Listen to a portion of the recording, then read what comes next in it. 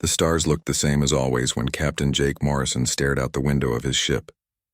Cold, distant, and endless. The Liberty's Edge moved slowly through space, its engines humming quietly. Jake had been captain of this small exploration ship for 3 years now. He and his crew of 12 traveled to distant star systems, looking for new planets and life forms. Jake walked down the narrow hallway to the bridge. His boots made soft sounds on the metal floor. The ship was old but well-maintained. Chief Engineer Lisa Hayes made sure everything worked perfectly. She was the best engineer Jake had ever worked with. "Morning, Captain," said Ben Carter from his station. Ben was their tactical officer, though they rarely needed tactics on peaceful exploration missions. He was a tall man with steady hands and sharp eyes. "We're approaching the Kepler 442 system now." Amy Rodriguez looked up from her communication station. Her fingers moved quickly over the control panel. "All systems normal, Captain. No incoming messages from Earth." Jake nodded and sat in his captain's chair. The bridge was small but comfortable. Everyone could see each other and work together easily. That was important when you were months away from home. "What do we know about the system?"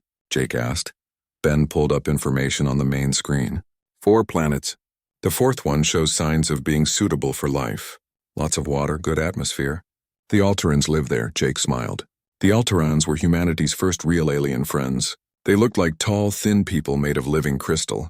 Their bodies caught light and threw it around in beautiful patterns. But more importantly, they were peaceful and kind. They had contacted Earth 2 years ago and shared their knowledge freely. "Take us closer to Altara Prime," Jake ordered. "Let's see how our friends are doing." The Liberty's Edge changed course toward the 4th planet. Jake could see it growing larger on the screen. It was a beautiful blue and green world, much like Earth. The Alterans had built their cities to work with nature, not fight against it. Their buildings grew like trees reaching toward the sky. Amy suddenly sat up straight. Her face went pale. "Captain, I'm picking up energy signatures." "Lots of them. What kind of energy?" Jake asked, though he was already afraid of the answer. "Weapons. Big ones." Amy's voice was tight with worry. "And ships. Hundreds of ships." The main screen changed to show what their sensors had found. Jake felt his blood turn cold. Around Altara Prime was a massive fleet of dark, angular ships. Each one was the size of a large city. They had weapons pointing at the planet like hungry teeth. Zephyrians, Ben whispered. Everyone on the bridge knew that name. The Zephyrians were conquerors who swept through star systems like a plague. They took everything valuable and left dead worlds behind. Their ships were powerful and their warriors were ruthless. They had destroyed dozens of civilizations. "How many ships?" Jake asked. Ben counted quickly. "Over 300. All warships. All armed and ready to attack." Jake stood up and walked to the main screen. The Zephyrian fleet surrounded Altara Prime like a dark cloud. The peaceful planet looked so small and helpless compared to the massive warships. "Are they talking to the Alterans?" Jake asked Amy. Amy checked her equipment. "Yes, Captain. I can hear their communications. The Zephyrian commander is giving them an ultimatum. Surrender in 1 day or be destroyed." Jake's hands formed fists. The Alterans had no weapons. They had never needed any. They were artists, scientists, and philosophers. They created beautiful things and shared knowledge. They could not fight against this kind of force. "Can we contact Earth?" Jake asked. Amy shook her head. "The nearest human fleet is 4 months away, even if they left right now." Lisa Hayes appeared on the bridge. She must have heard the alarm in everyone's voices. "What's happening?" Jake pointed at the screen. "The Zephyrians are about to attack Altara Prime. Our friends are going to be wiped out, and there's nothing we can do about it." Lisa looked at the massive fleet on the screen. Then she looked at Jake. "There's always something we can do, Captain." Jake turned to face his crew. These were good people who had signed up to explore the galaxy, not fight wars. But they were also human beings who could not stand by and watch innocent people die. "The smart thing to do is leave," Jake said slowly. "We're one small ship against hundreds of warships. We can't win this fight." Ben nodded. "That's true, Captain. But the Alterans helped us when we needed friends in space. They shared their knowledge and their culture. They trust us," Amy added. "If we leave now, they'll all die. Every single one of them." Lisa crossed her arms. "I didn't become an engineer to run away from bullies." Jake looked at each of his crew members. He saw determination in their eyes, not fear. They knew the odds as well as he did. They knew they would probably die if they stayed. But they were willing to try anyway. That was what made humans special, Jake thought. Other species might be stronger or smarter or more advanced, but humans never learned when to quit. They kept fighting even when victory seemed impossible. All right, Jake said. If we're going to do this, we need a plan. Lisa, what can you do with our weapons? Lisa thought for a moment. Not much against ships that big, but I might be able to modify our systems in other ways. Ben, what are our tactical options? Ben laughed, but there was no humor in it. Honestly, we don't have any good options, but I've been studying Zephyrian fleet formations. They're not used to dealing with small, fast ships. Amy, can you hack into their communications? Amy nodded. Already working on it, Captain. Their security is good, but not perfect. Jake sat back down in his captain's chair. Outside the window, the Zephyrian fleet waited like a storm about to break. On the planet below, millions of Alterans prepared for death. The Liberty's Edge was just one small ship with 12 brave people on board, but sometimes one ship was enough. All hands, prepare for battle, Jake announced over the ship's communication system. We're going to show these bullies what humans do when innocent people are threatened. Jake Morrison stood on the bridge of the Liberty's Edge and stared at the massive Zephyrian fleet. 300 warships surrounded Altara Prime like hungry wolves circling their prey. Each ship was powerful enough to destroy entire cities. Together they could crack planets. Amy, open a channel to the Zephyrian flagship, Jake ordered. Amy Rodriguez worked at her station. Her hands moved quickly over the controls. Channel open, Captain. Jake straightened his uniform and walked to the center of the bridge. When he spoke, his voice was calm and strong. He had learned long ago that confidence was sometimes more important than weapons. This is Captain Jake Morrison, of the Terran Defense Force vessel. Liberty's Edge, I am ordering all Zephyrian forces to withdraw from this system, immediately. The response came quickly. The main screen showed a massive alien creature with 4 arms and skin like old leather. Red eyes burned with anger and amusement. This was Commander Vextar, leader of the Zephyrian fleet. A human, Vextar said in a voice like grinding metal. One tiny ship dares to give orders to the mighty Zephyrian Empire? You amuse me, little creature. Jake did not move or show any fear. I speak for the Terran Defense Force. These people are under human protection. You will leave now or face the consequences.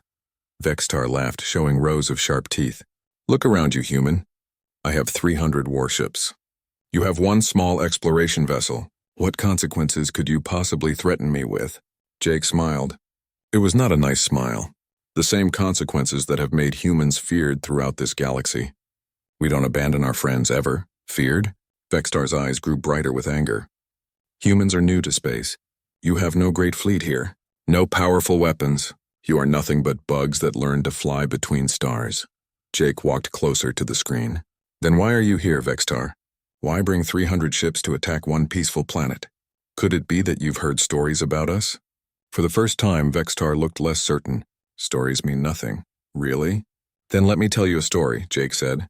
He turned to Amy and made a hand signal. Amy began broadcasting Jake's words on all frequencies. Every Zephyrian ship would hear this. So would the Alterans on the planet below. Once there was a young human named David who faced a giant warrior named Goliath. Everyone said David would die. But David had something the giant didn't have. He refused to give up. He killed Goliath with a simple stone. Vextar's face showed confusion. What does this children's tale have to do with anything? Jake continued.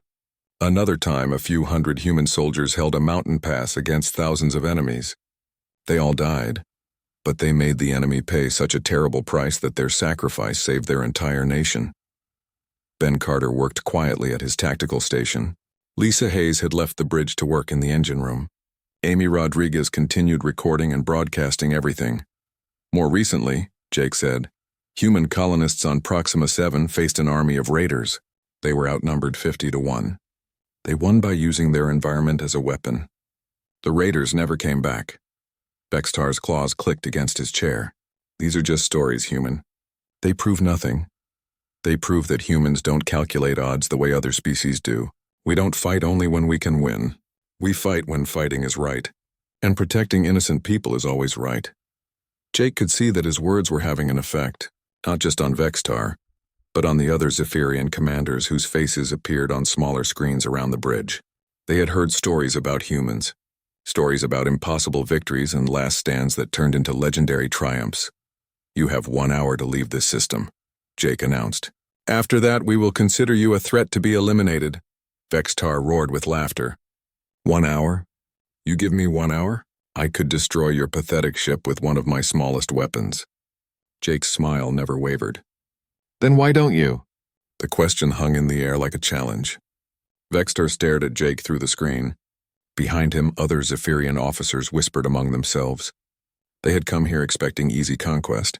Instead, they found one human ship that refused to run away. Because, Jake continued, you're not sure what will happen if you attack us. You've heard the stories too. You know that when humans fight, strange things happen.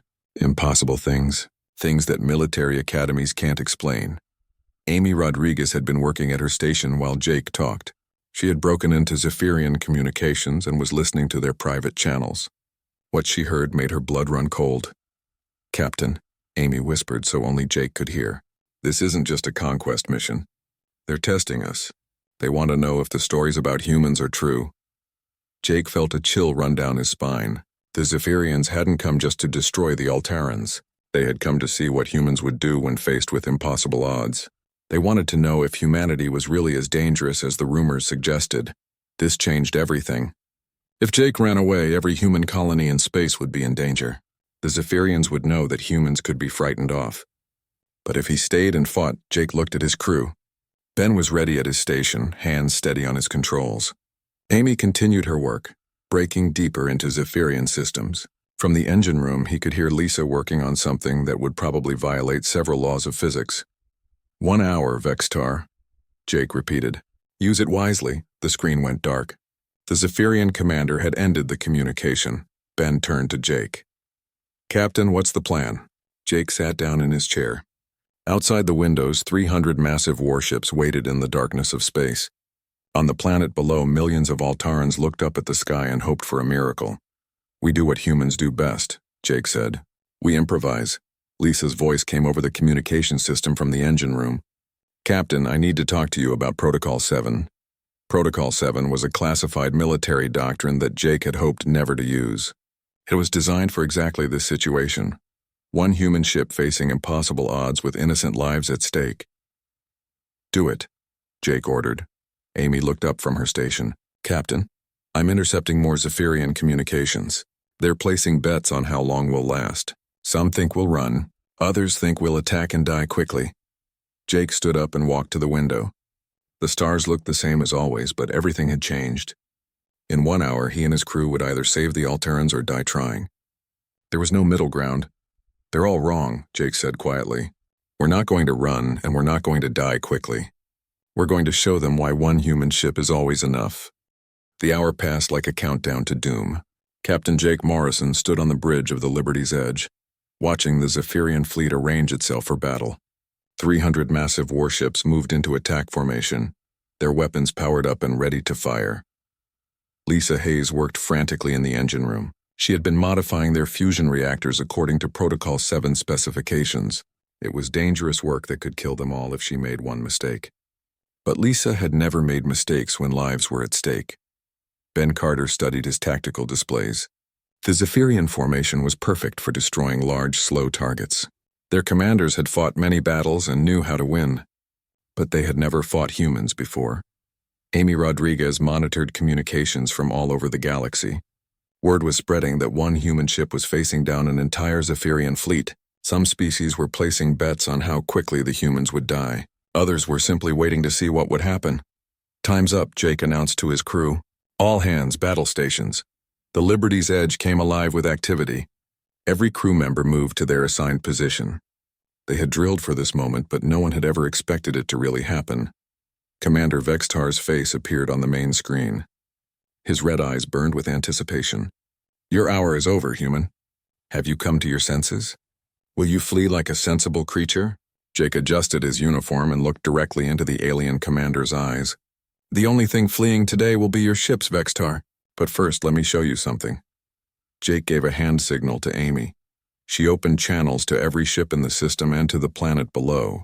Jake's next words would be heard by everyone. This is Captain Jake Morrison of the Liberty's Edge. To the Altarans listening on your world, We have not forgotten you. We will not abandon you. To the Zephyrians, you wanted to test human resolve. Here is your answer. Jake turned to Ben. Take us into the center of their formation. Full speed. Ben's fingers moved over his controls without hesitation. The Liberty's Edge shot forward like an arrow, heading straight for the heart of the Zephyrian fleet.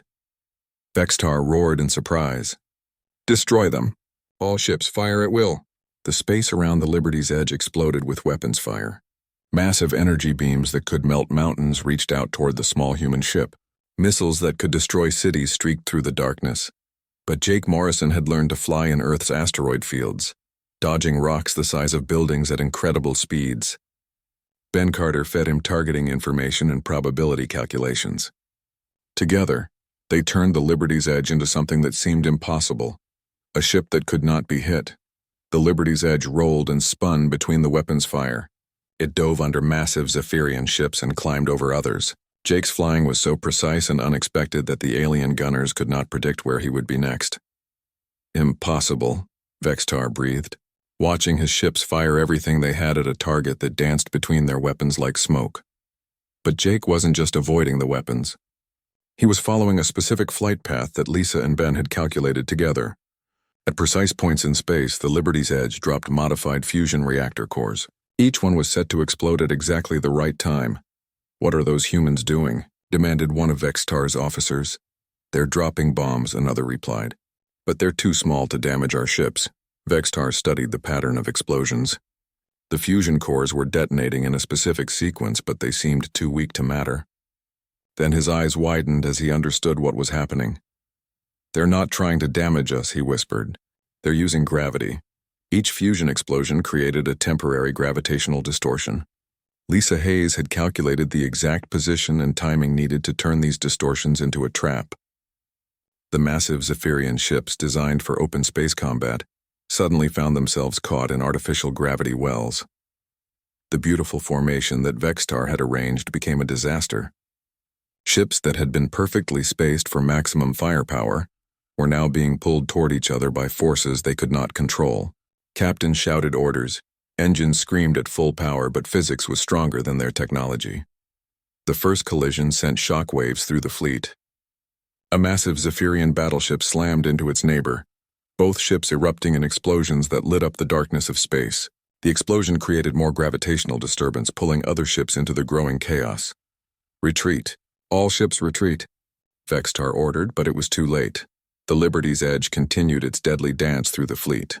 Jake's flying was beyond anything the Zephyrians had ever seen. He seemed to know where every weapon would fire before the gunners pulled their triggers. He slipped through gaps that should not have existed and appeared in places where no ship should have been able to go. More fusion cores dropped into space. More gravitational traps activated. The Zephyrian fleet, which had seemed so powerful and organized, was tearing itself apart. Ships collided in brilliant explosions. Others spun out of control, their crews fighting desperately to regain stability. How are they doing this? Screamed a Zephyrian captain over the communications channel. Amy Rodriguez smiled as she listened to their panic. They're learning what happens when you threaten people we care about. Ben Carter watched his tactical display with amazement. The plan was working better than anyone had hoped. The Zephyrians were so focused on trying to hit the Liberty's Edge that they hadn't noticed the trap until it was too late. But Jake knew they weren't finished yet. The Liberty's Edge had survived the first part of the battle, but there were still over 200 enemy ships left. And now they knew what the humans were capable of. Phase 2, Jake announced to his crew. Lisa's voice came over the communication system. Ready when you are, Captain. Jake brought the Liberty's Edge around in a wide arc, positioning it between the remaining Zephyrian ships and the planet. The alien fleet was in chaos, but they were still dangerous. Vextar was already trying to restore order and regroup his forces. You think you've won, human? Vextar's voice crackled with rage. You've destroyed perhaps 50 of my ships. I still have more than enough to crush you and burn this world. Jake looked at the tactical display. Vextar was right. The Liberty's Edge had hurt the Zephyrian fleet badly, but not badly enough. There were still too many ships, and Jake's crew was exhausted from the intense battle. But Jake Morrison was human, and humans had one more trick up their sleeves. You're right, Vextar, Jake said calmly. You still have enough ships to destroy us. But you're forgetting something important. What could I possibly be forgetting? Jake's smile was like winter starlight, cold and sharp. You're forgetting that we told you this was a test. And humans always cheat on tests? Commander Vextar stared at the human captain on his screen. The battle had not gone as planned. His perfect fleet was in chaos with dozens of ships destroyed or damaged. But he still had overwhelming force. The humans had fought well, but they could not win against such odds. Cheat? Vextar snarled. What do you mean, human? Jake Morrison's smile never wavered. Tell me, Vextar, why did you really come here? Was it just to conquer one peaceful planet? Or were you testing something? The Zephyrian commander's eyes narrowed. The human was too calm, too confident. Something was wrong. Amy Rodriguez had been listening to enemy communications throughout the battle. Now she turned to Jake with important information. Captain, they're getting reports from other systems. Zephyrian fleets are facing human ships all across this sector of space. Jake nodded. Just as we expected. Vextar felt a cold fear creep into his heart. What are you talking about? You came here to test human resolve, Jake explained. You wanted to see what would happen when humans faced impossible odds. Well, here's what happens. We don't face them alone. On the tactical display, Ben Carter highlighted the locations where Zephyrian forces were engaged with human ships. There were battles happening in 7 different star systems. Each one featured a Zephyrian fleet attacking a world under human protection. Impossible, Vextar breathed. Your intelligence said you had no major fleets in this region. Jake laughed. Our intelligence was right. We don't have major fleets here. We have something better. We have Protocol 7. Lisa Hayes had finished her work in the engine room. She returned to the bridge looking tired but satisfied. All set, Captain. The beacon network is active. Jake turned back to Vextar. Protocol 7 is what happens when you threaten people humans care about. Every human ship in space carries quantum-entangled beacons. When one ship activates Protocol 7, every other ship knows about it instantly. Amy added, and every human captain makes the same choice you made, Captain. They come running. The truth was starting to dawn on Vextar. The humans had not been caught off guard. They had been ready for exactly this kind of attack. Their ships were scattered across the galaxy, but they could communicate and coordinate instantly. But your nearest fleet is months away, Vextar protested. By normal travel, yes, Jake agreed. But Protocol 7 authorizes emergency hyperspace jumps, the kind that risk tearing ships apart, but get them where they need to be in hours instead of months. Ben's instruments began detecting new energy signatures. Space itself was starting to ripple around the battle zone. Captain, I'm reading hyperspace exit points forming. Jake stood up and walked to the main window. Right on time. The fabric of space began to tear open in dozens of places around the Zephyrian fleet. Massive human warships emerged from hyperspace like ancient gods awakening from sleep. These were not exploration vessels like the Liberty's Edge. These were ships built for war. The first ship to emerge was the Dreadnought Determination. It was half the size of a Zephyrian battleship, but it bristled with weapons designed by human engineers who understood that war was about winning, not looking impressive. More ships followed. The heavy cruiser Relentless, the battleship Unconquerable, the missile destroyer Never Surrender. Each one carried a crew that had dropped everything and risked death in hyperspace to answer the Liberty's Edge's call for help. Within minutes, 60 human warships surrounded the Zephyrian fleet. They were still outnumbered, but the odds had changed dramatically. Admiral Kate Lawson's face appeared on Jake's screen. She was the commander of the 5th Fleet, and she looked angry. Sorry we're late, Jake. Traffic was murder in hyperspace. Jake grinned. Perfect timing, Admiral. We were just explaining to Commander Vexitar why one human ship is always enough. Vexitar found his voice. This is impossible. You cannot coordinate fleets across such distances. Admiral Lawson turned her attention to the Zephyrian commander. You picked the wrong species to test, alien. Humans don't abandon their friends. Ever. And we don't fight fair when innocent lives are at stake. The Zephyrian fleet was now trapped between the human warships and the planet they had come to attack. Their weapons were still more powerful, but their advantage was gone. Worse, the humans had shown that they could coordinate across impossible distances and arrive exactly when needed. You want to see what humans are really capable of? Jake asked Vextar. Here's the demonstration you asked for. But Jake wasn't finished with his revelation. Admiral, show him the other reports. Admiral Lawson's expression grew grim. Every Zephyrian test fleet has been engaged and defeated. Your forces in the Rigel system were destroyed by the 3rd Fleet. Your ships at Wolf 359 surrendered to the 7th Fleet. The only survivors were the ones who fled. Immediately, Vextar's confidence crumbled. His grand plan to test human resolve had become a disaster. 7 fleets destroyed or scattered. Hundreds of ships lost. And for what? To learn that the stories about humans were true? But how? Vextar demanded. How did you know we were coming? Amy Rodriguez spoke up. We've been monitoring your communications for months. We knew about your plan to test our resolve, so we made our own plan. Jake explained further. Every human ship in space was ready for this. We knew you would attack multiple targets at once to see how we would respond, so we made sure every target had exactly what it needed. One human ship willing to stand alone until help arrived.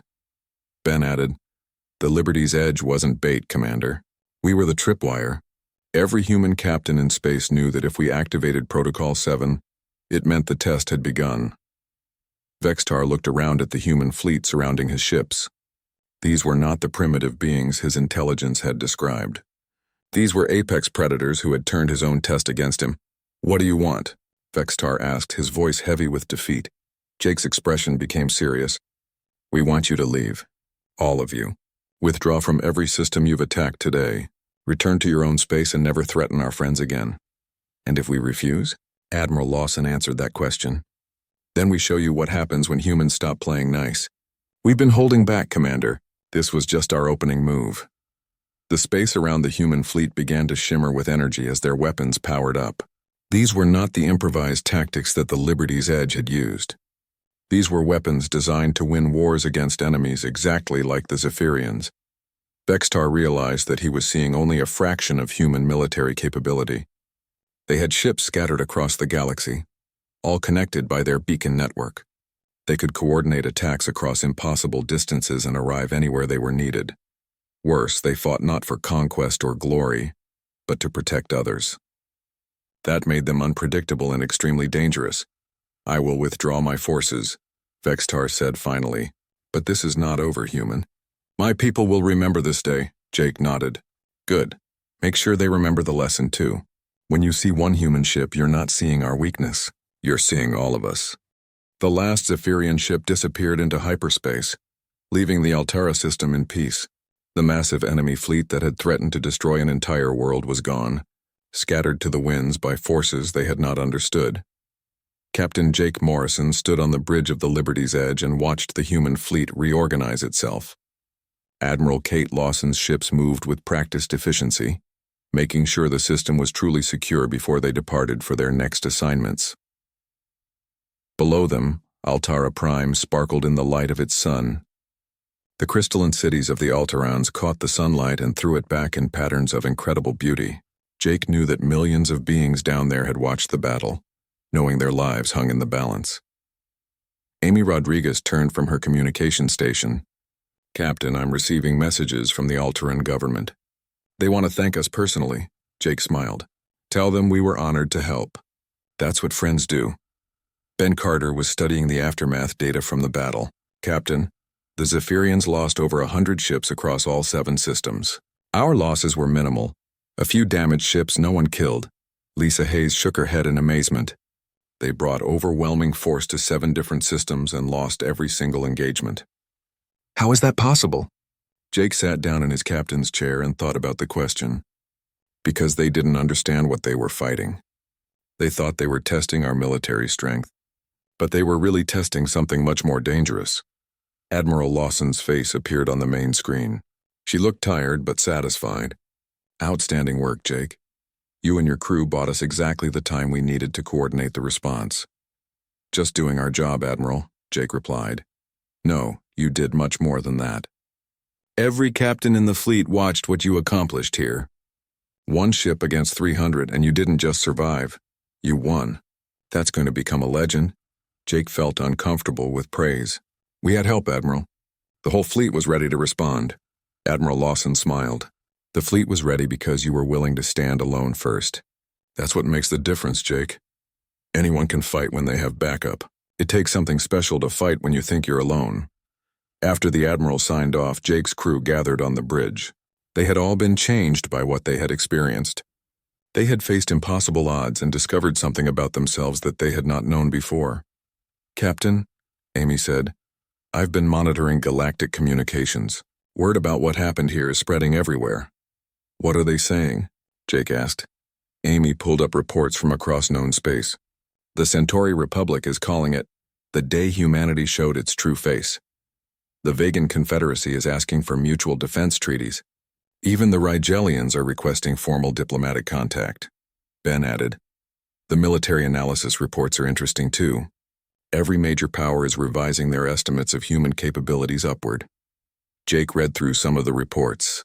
The battle at Altara Prime was being studied by military academies across the galaxy, not because of the tactics or technology involved, but because of what it revealed about human nature. Lisa brought up another report. "This one is from the Andromedan Observer Network. They're calling us the Guardians, a species that fights not for territory or resources but to protect others." Jake thought about that title. Humans had not asked to be guardians of anything. They had simply done what felt right when innocent people were threatened, but maybe that was exactly what made them suited for the role. A message came in from Earth. It was from the president of the Terran Federation, offering congratulations and commendations to the entire crew. But Jake was more interested in a personal message from his father, a retired Navy captain who had taught him that honor was more important than victory. "Proud of you, son," the message read. "You did what needed doing." Over the following days, as the Liberty's Edge continued its original survey mission, more reports came in. The Zephyrian Empire had withdrawn all its forces to defensive positions around their home worlds. They were no longer expanding their territory or threatening other species. Commander Vextar had sent a message to his government that was intercepted by human intelligence. In it, he warned that humans were not like other species they had encountered. He described them as beings who fought harder for others than they fought for themselves. "Avoid conflict with the humans," Vextar had written. "They do not calculate victory the way we do. They measure success by whether they have protected those they consider friends. This makes them unpredictable and extremely dangerous." The message had been circulated among all Zephyrian commanders. Similar warnings were being shared by other aggressive species who had been considering expansion into human-protected space. Amy showed Jake the most interesting intercept of all. It was a communication between two Zephyrian admirals discussing what they had learned. "The humans have a saying," one admiral told the other. "They say that when you see one of their ships, you are seeing all of them." "I did not understand this before. And now?" the second admiral asked. "Now I understand that it is not a boast. It is a warning. Each human ship carries the full weight of their species' determination. Attack one and you face them all." Jake found himself thinking about that conversation as he stood in his quarters, looking out at the stars. The Liberty's Edge was just one small exploration ship with a crew of 12. But they had faced down an entire fleet and won, not through superior firepower but through something much more fundamental. They had won because they refused to abandon people who needed help. That refusal had brought a fleet to their aid, but more importantly, it had shown the galaxy that humanity could be trusted. When humans said they would protect someone, they meant it. A few weeks later, Jake received the most meaningful message of all. It came from the Altaran Council of Elders, the government of the people they had saved. "Captain Morrison," the message began. "We have been studying your species since we first made contact. We have watched how you explore space, how you treat other beings, how you approach the unknown, but we never truly understood what made humans special, until we saw you refuse to abandon us when the situation seemed hopeless." The message continued. "You have taught us that strength is not measured in weapons or numbers. True strength comes from the willingness to stand up for others, even when victory seems impossible. The Altaran people will remember this lesson for all time." Jake shared the message with his crew. They read it in silence, each understanding that they had been part of something larger than themselves. "So what happens now?" Lisa asked. Jake looked around at his crew, the people who had been willing to face certain death rather than abandon their friends. "Now we continue our mission. We explore the galaxy, make new friends, and remember that sometimes one ship really is enough." Ben smiled. "As long as it's the right ship with the right crew," Amy added. "And as long as we remember that we're never really alone out here." Jake nodded and returned to his captain's chair. Outside the windows, the stars waited for them. There were new worlds to discover, new species to meet, and new friends to make. And if any of those friends ever needed help, they would know they could count on humanity. Because when humans said they would stand by you, they meant it, even if it meant standing alone against impossible odds. Even if it meant facing an entire fleet with just one ship. One ship was always enough because it was never really just one ship. It was all of them.